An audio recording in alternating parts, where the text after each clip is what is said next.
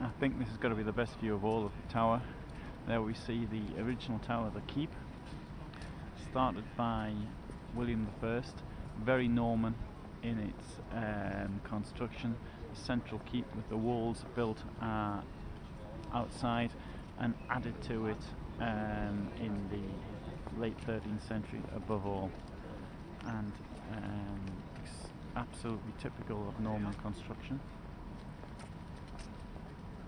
Not incidentally the most powerful castle in the British Isles. There are castles which possibly were even more strongly protected, particularly those in Wales, which was occupied by Edward and built in the late 13th century.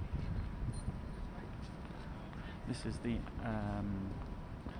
highest point of castle building, when castles could still be, just before gunpowder came out, which gunpowder actually rendered a straight wall up like this as being useless, and later castles of course are still built today, but they take a totally different form.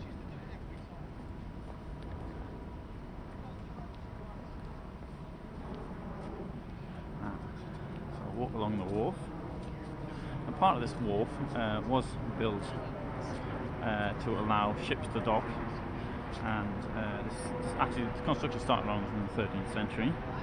The river was of course on the other side, took part of the moat up, and it was expanded and expanded until I think it was in the 19th century when it was completely cut off.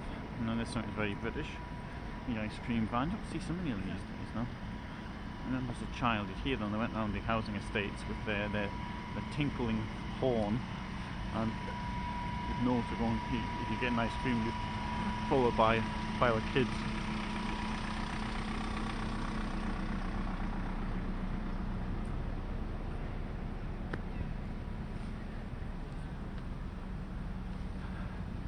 Now, I recently did a tour around the Kremlin, so this is my answer from London on the same subject.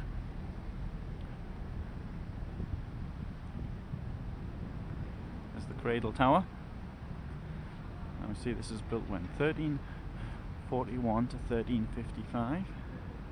It's later than a lot of the other parts of the wall, built by Edward III. And this was his private entrance. He didn't want to come in with the riffraff, and he wanted to get in straight from the river, because this wharf was he actually built much later. And now, one of the things that happened with this also ended up sort of a Traitors' Gate as well, because prisoners were brought in here as well as through Traitors' Gate, which is down there. One of the prisoners here did get in this way. It was a person called John Gerard. He was a priest, and he escaped from this roof in 1598, even though he'd actually been tortured.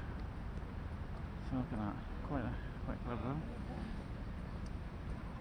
And he got down using a rope, and he got away.